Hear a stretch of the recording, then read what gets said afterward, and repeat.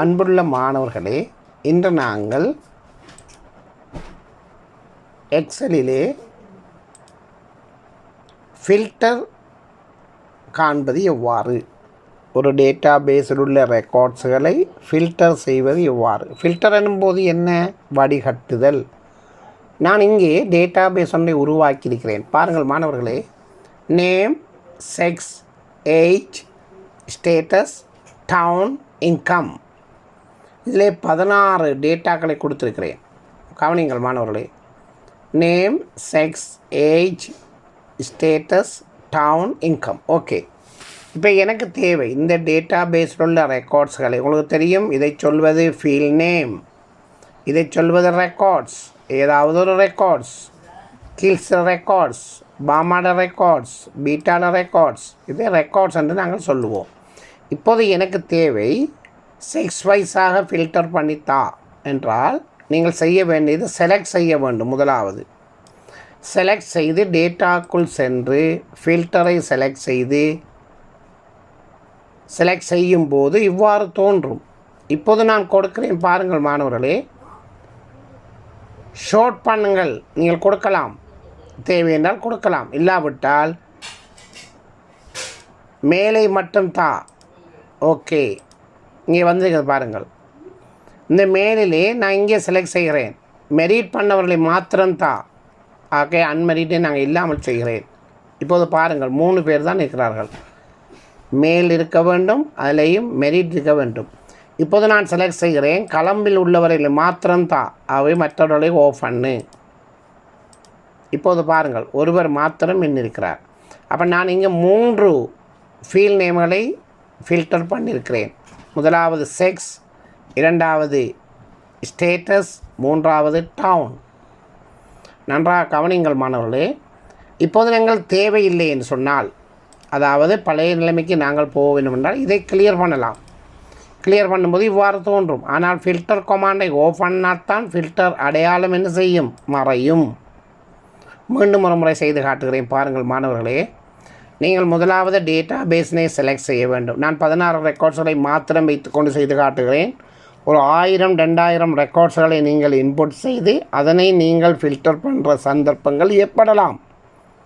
ஒரு வகுப்பு மாணவர்களை ஃபில்டர் பண்ணக்கூடிய சந்தர்ப்பம் ஏற்படலாம். அப்போது 100 150 ரெக்கார்ட்ஸ்களை நீங்கள் இன்புட் செய்ய வேண்டி வரும்.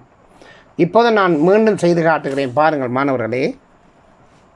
இப்போது நான் 25க்கு மேற்பட்ட வயதுடையவர்களை மாத்திரம் ஃபில்டர் பண்ணுகிறேன்.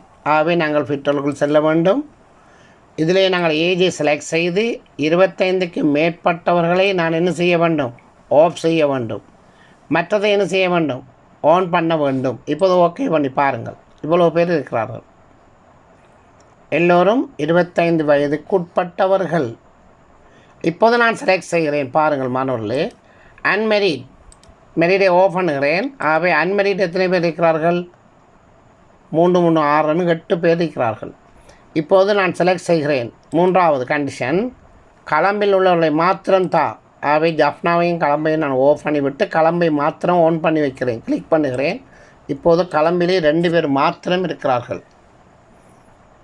அன்பார்ந்த மாணவர்களே, நான் ஒரே நேரத்தில் 3 கிரைட்டேரியாவை கொடுத்திருக்கிறேன். அதாவது 3 காலம்ஸ்களை, 3 ஃபீல்ட் நேம்ஸ்களை நான் ஃபில்டர் செய்திருக்கிறேன். ஆகவே நீங்கள் ஃபில்டர் செய்து பார்த்துவிட்டு மீண்டும் அவளுக்கு தேவையில்லை என்றால் அதை நீங்கள் கிளியர் பண்ண முடியும். என்றாலும் ஃபில்டரை ஆஃப் பண்ணால்தான் ஃபில்டர் ஆஃப் ஆகும். அதனை நீங்கள் ஞாபகம் வைத்துக்கொள்ள வேண்டும். மீண்டும் ஒரு முறை செய்து காட்டுகிறேன், பாருங்கள் மாணவர்களே. 1க்கும் மேற்பட்ட நிபந்தனைகளை கொடுத்து ஃபில்டர் பண்ண முடியும். செலக்ட் செய்து விட்டேன், ஃபில்டர். இப்போது நான் செய்கிறேன், எனக்கு களம்பில் உள்ள பிரான்ச்சஸ் உள்ள மாத்திரம் காட்டு, அல்லது களம்பையும் ஜஃப்னாவையும் காட்டு. ஏனையவற்றை நான் ஓஃப் பண்ணியிருக்கிறேன். இப்போது பாருங்கள், களம்பும் ஜஃப்னாவும் காணப்படுகிறது.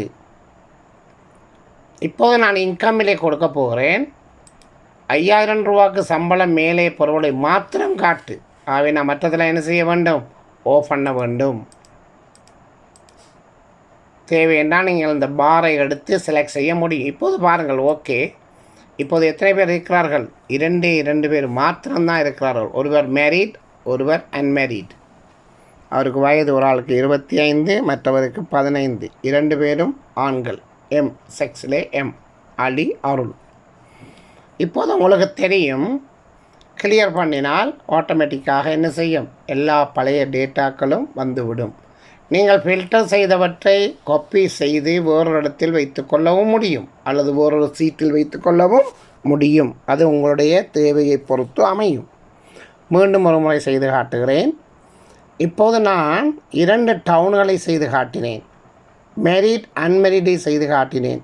ஓவர் 25 இயர்ஸை செய்து காட்டினேன். அதே போல் இன்கம் 5000க்கு மேற்பட்டவர்களை மாத்திரம் செய்து காட்டினேன்.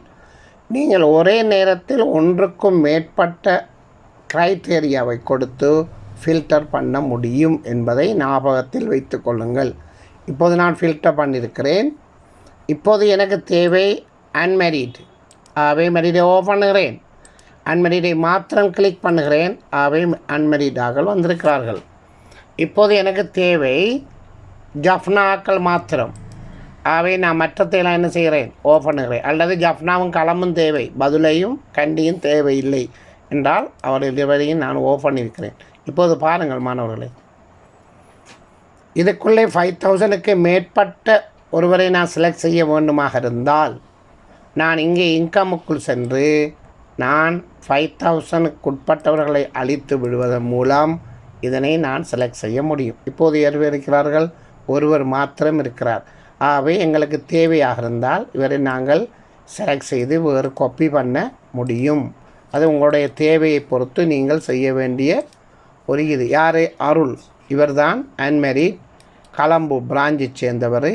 டவுன் வந்து கலம்பு. அவருடைய வருமானம் 8600. அவர் ஒரு அன்மேரிட். ஆகவே இவ்வாறு நீங்கள் ஃபில்டர் பண்ண முடியும். ஆகவே அன்பார்ந்த மாணவர்களே, நீங்கள் ஃபில்டர் செய்யும்போது எவ்வாறு ப்ராப்ளங்கள் ஏதாவது தோன்றினால் எனக்கு நீங்கள் அறிவித்து அதனை கிளியர் பண்ணிக்கொள்ள முடியும்.